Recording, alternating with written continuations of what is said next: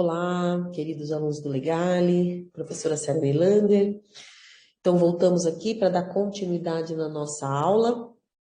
Estamos falando de Lei Maria da Penha, né? Um assunto aí extremamente importante.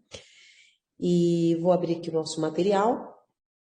E nós paramos, então, falando um pouquinho, né, da proteção da Lei Maria da Penha em relação às mulheres.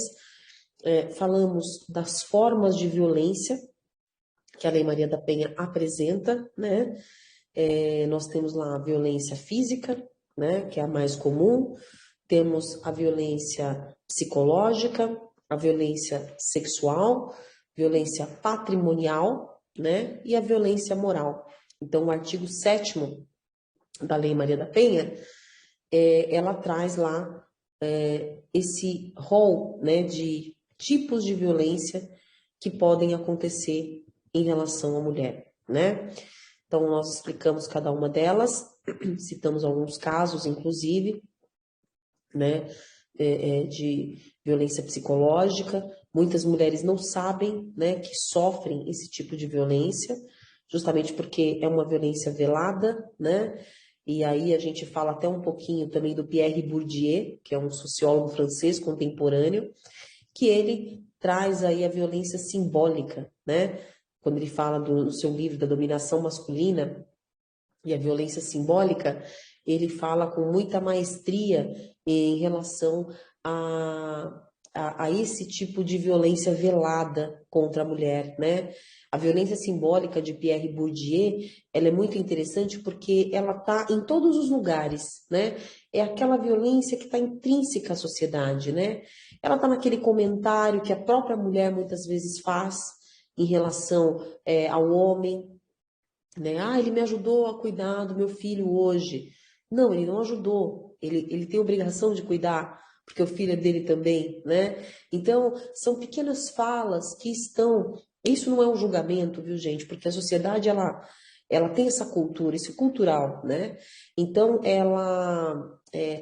tanto homens como mulheres têm na sua fala questões relacionadas à discriminação contra a mulher, né? Depreciando a mulher, né? Então, a violência simbólica de Pierre Bourdieu é exatamente essa violência que envolve toda a nossa cultura, que é enraizada, né, e que é muito difícil nós nos livrarmos dela. Por isso que temos que estar sempre muito atentos, né, porque não é uma violência fácil de se identificar, né, e temos que estar sempre muito atentos, justamente porque é uma violência velada que está intrínseca na nossa cultura, né. Então, falamos aqui do artigo 7º na nossa última aula, da Lei Maria da Penha, né, os tipos de violência. Dei um exemplo aqui para vocês da questão da violência sexual, né? E hoje nós temos o artigo lá da importunação sexual. Falei da violência psicológica, né? Que são aquelas agressões verbais em que a mulher sofre, ou temos vários outros tipos de violência psicológica, né? Que nós citamos também na nossa última aula, né? E agora a gente vai falar, então, um exemplo, né, de violência moral, né, que também acho que chegamos a citar na nossa última aula, que fala o quê?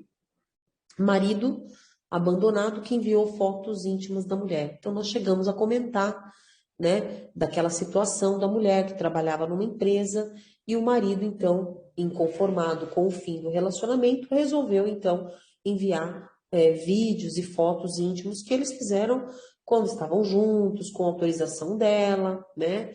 Então, esse tipo de conduta hoje, né, pela Lei 13.718 de 2018, ela é crime, né? Veio mudar aí o nosso Código Penal, foi inserido lá o artigo 218C do Código Penal, né? Como uma violência, né? Então, a pessoa que faz isso, ela simplesmente vai ser punida, tá? E a pena de reclusão de 1 a 5 anos, né?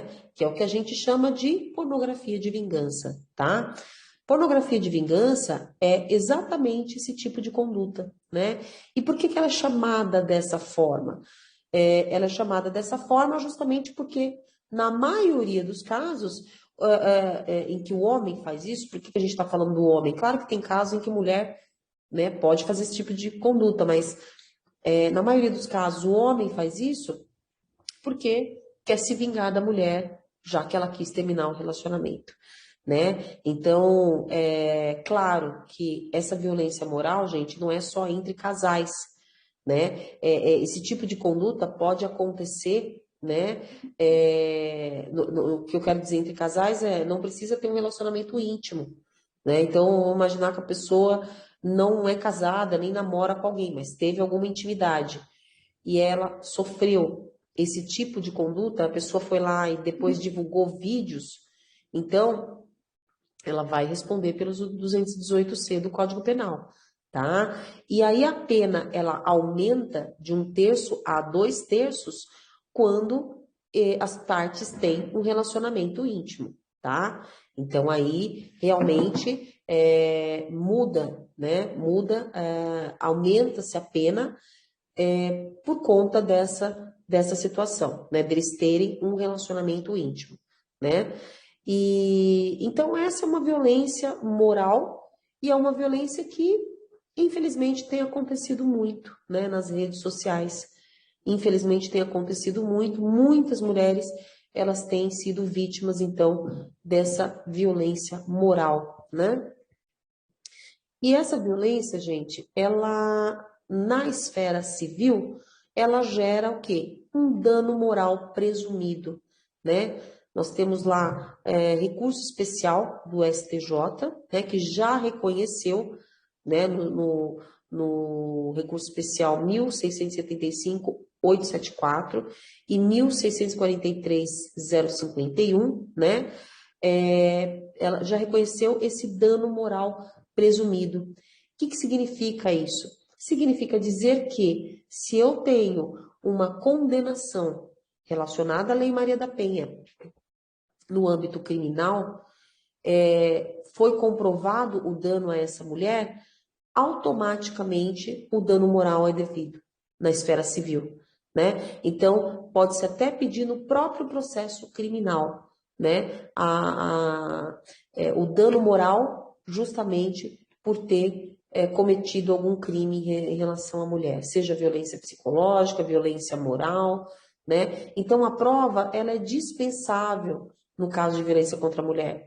Basta que esteja provado que há violência que ela sofreu, né? Como no caso, o exemplo que nós estamos citando aqui, a mulher que viu suas fotos serem vazadas na internet, né? Suas fotos íntimas ou vídeos.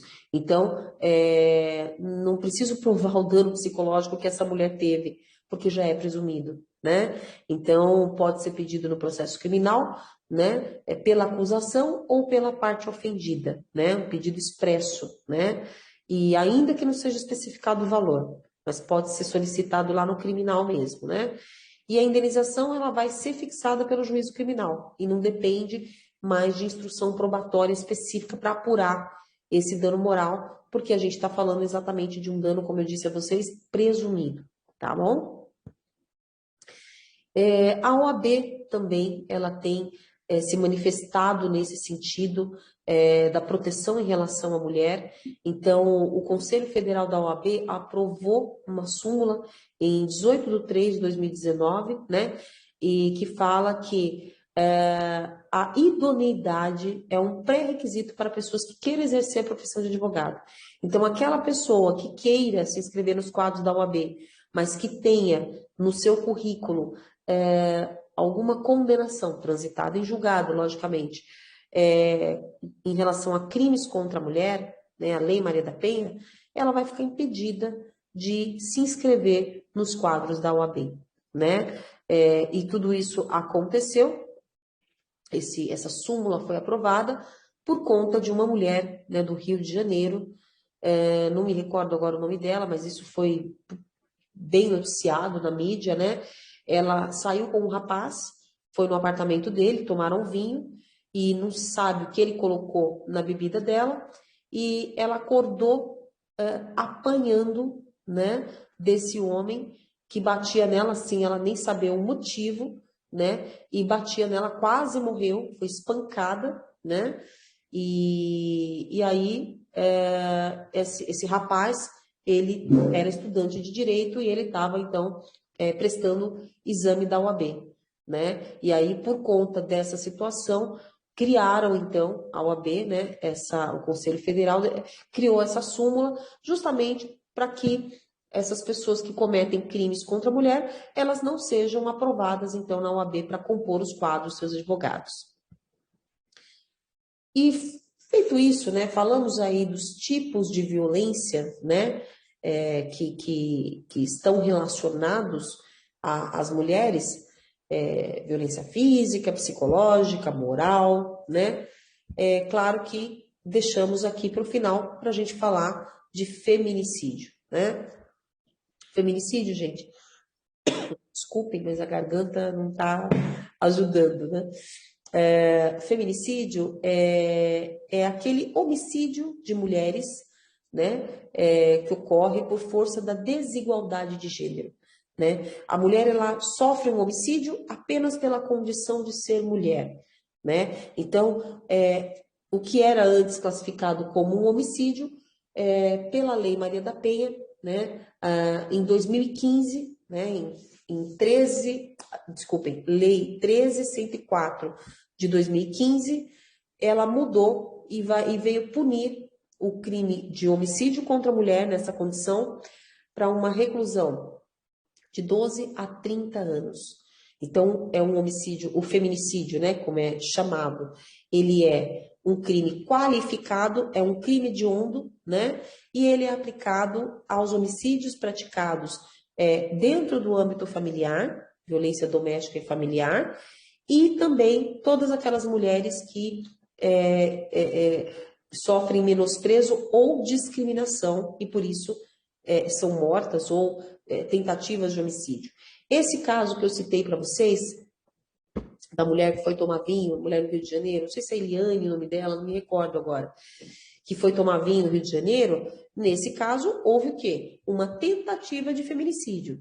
Vejam que ela nem conhecia o rapaz, né, e não tinha nenhum vínculo familiar com ele, mas a conduta dele, né, de tentar matá-la por uma discriminação, né, por um menosprezo pela condição de ser mulher, já faz com que ele, então, responda pelo crime de feminicídio, ou desculpem, pelo crime de tentativa de feminicídio, já que a mulher, felizmente, não veio a óbito, né? Então, o feminicídio, ele veio, então, que já não era sem tempo, né, compor o nosso cenário jurídico para trazer essa proteção maior para a mulher, endurecendo as penas, né? E lógico, né, gente, nós sabemos que não é só endurecer as penas que vai ajudar a combater esse tipo de crime, né? É preciso uma conscientização dos homens, né, em relação a essa questão do feminicídio, dos crimes contra a mulher. Em Santo André, nós temos um projeto que chama E Agora José, né? É um projeto muito legal que todos aqueles agressores de mulheres, né, em crimes mais leves contra a mulher, claro, eles não vão cumprir uma pena, mas eles são direcionados a uma terapia de grupo, né? Que é esse grupo que se chama E Agora José, idealizada pelo um psicólogo chamado Flávio Urra, e com anuência, né, com a ajuda do judiciário. Então, a juíza, ela manda esses agressores para fazer um tratamento nesse grupo de homens que tratam de masculinidades tóxicas. E vejam que interessante, estive em conversa, eu pessoalmente, inclusive, com o doutor Flávio Urra, que é o criador desse projeto, e ele estava me dizendo que o índice de reincidência é zero, pelo menos até um ano atrás, quando eu conversei com ele, né? Então, vejam que importância que tem em relação a isso, né? Não somente endurecer as penas, mas tratar esses homens, tratar mentalmente esses homens, para que realmente mudem essa postura em relação à mulher, né? Então, isso é muito importante, tá bom? Eu vou ficando por aqui nesse bloco e no próximo bloco a gente, então, finaliza ao nosso tema da aula de hoje, que é Lei Maria da Penha. Tá bom, gente? Até a próxima aula, então. Até o próximo bloco.